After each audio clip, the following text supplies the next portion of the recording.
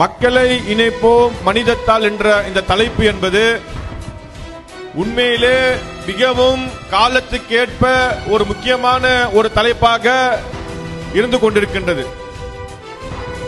மக்களை பிளவுபடுத்துகின்ற, மக்களை மத ரீதியாகவும் ஜாதி ரீதியாகவும் பிளவுபடுத்திக் கொண்டிருக்கக்கூடிய ஒரு காலகட்டத்தில் மக்களை இணைப்போம் மனிதத்தால் என்ற மக்களை இணைக்கின்ற, மக்களுடைய இதயங்களை இணைக்கின்ற ஒரு இந்த கூட்டம் என்பது உண்மையிலே மிகவும் பாராட்டத்துக்குரிய ஒரு கூட்டமாக இருந்து கொண்டிருக்கின்றது. ஏன் மக்களை இணைக்க வேண்டும்? இன்று இந்தியா முழுவதும், நாடு முழுவதும் மக்களை பிளவுபடுத்துகின்ற ஒரு அரசியல், ஒரு சூழ்ச்சி இன்னைக்கு நடைபெற்றுக் கொண்டிருக்கிறது.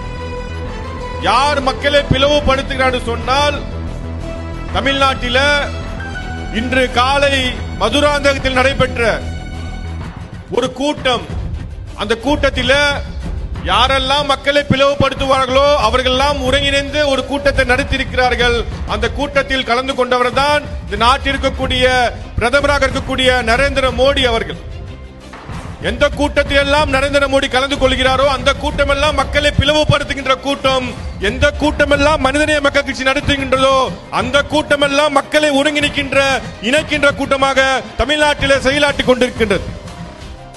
மிக சிறப்பாக அவர் பேசியதாக சில பாஜக RSS ஊடகங்கள் முகநூலிலே பேசிக் கொண்டிருக்கிறார்கள்.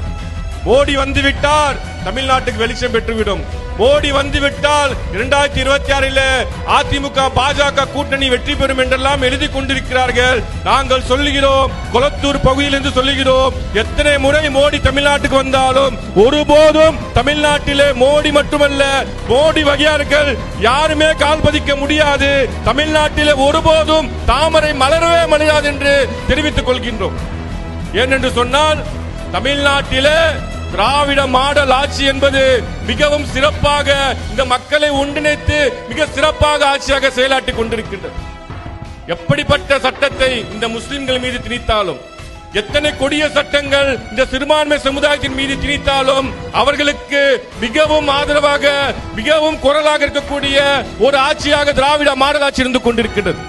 பாரதிய ஜனதா கட்சியுடைய 12 ஆண்டு காலம் சாதனை என்று சொன்னால், மிக எல்லாமே முஸ்லிம்கள் சிறுபான்மை மக்களுக்கு எதிராகத்தான் அவர்கள் இன்னைக்கு செய்து கொண்டிருக்கிறார்கள். பாபர் பள்ளிவாசலை இடித்து ராமர் கோயில் கட்டினார்கள். கொடிய CAA, NRC, NPR போன்ற சட்டத்தை கொண்டு வந்தார்கள். வக்பு திருத்த சட்டம் என்று சொல்லக்கூடிய ஒரு கொடிய சட்டத்தை கொண்டு வந்தார்கள். GST சொல்லக்கூடிய ஒரு கொடிய சட்டத்தை வணிகர்கள் மீது திணித்தார்கள். வட மாநிலத்திலே மாட்டுக்கறியின் பெயரால் நூற்றுக்கணக்கான இஸ்லாமியர்களை கொண்டு குவித்திருக்கிறார்கள். கர்நாடகாவிலே ஹிஜாப் அணிந்து பள்ளிக்கூடத்துக்கு செல்லக்கூடாது என்று மிகப்பெரிய விஷத்தை அங்கே பரப்பி மக்களை பிளவுபடுத்திக் கொண்டிருக்கிறார்கள். தொடர்ந்து அவர்கள் செய்த அத்தனையும் அவர்கள் வெற்றி பெற்றார்கள். ஆனால் தமிழ்நாட்டிலே திருப்பரங்குன்றம் என்ற விஷயத்திலே மக்களை பிளவுபடுத்த பார்த்தார்கள். ஆனால் தமிழ்நாடு மக்கள் ஒன்றிணைந்து பிஜேபியை திருப்பி அளித்தார்கள். அதுதான் தமிழ்நாடு. அப்பேற்பட்ட தமிழ்நாட்டில் மிக தெளிவாக இந்த மக்கள் பிஜேபி RSS பிளவு அரசியலை புரிந்து இங்கே வாழ்கிறோம் என்று சொன்னால், தமிழ்நாடு என்பது மிகவும் பக்குவப்பட்ட ஒற்றுமையான ஒரு மாநிலமாக செயலாற்றிக் கொண்டிருக்கிறது. பார்க்கிறாங்க, என்னடா எத்தனை சூழ்ச்சிகள் நடத்தினாலும் தமிழ்நாட்டில் பிரிக்க முடியலையே. தமிழ்நாட்டு மக்கள் இந்து, முஸ்லிம், கிறிஸ்தவர்கள் எப்பவுமே ஒற்றுமையாக இருக்கிறாங்க என்று சொல்லி இன்னைக்கு என்னெல்லாம் திட்டம் பெற்று அத்தனை திட்டங்கள் செய்து கொண்டிருக்கிறார்கள். நிச்சயமாக சொல்கிறோம், தமிழ்நாடு என்பது இந்து மக்களும், முஸ்லிம் மக்களும், கிறிஸ்தவ மக்களும் ஒற்றுமை பூமி. நீங்கள் எத்தனை சூழ்ச்சி பண்ணி பிளவு ஏற்படுத்தினாலும் மனிதநேய மக்கள் கட்சி நாங்கள் களம் கண்டு அங்கே ஒற்றுமையை நாங்கள் ஏற்படுத்துவோம். நிச்சயமாக எங்க ஒற்றுமை என்பது 2026 திராவிட முன்னேற்ற கழக கூட்டணி ஆட்சி தமிழ்நாட்டிலே மீண்டும் அமையும். திராவிட மாடல் ஆட்சி மீண்டும் தமிழ்நாட்டிலே உதிரும்.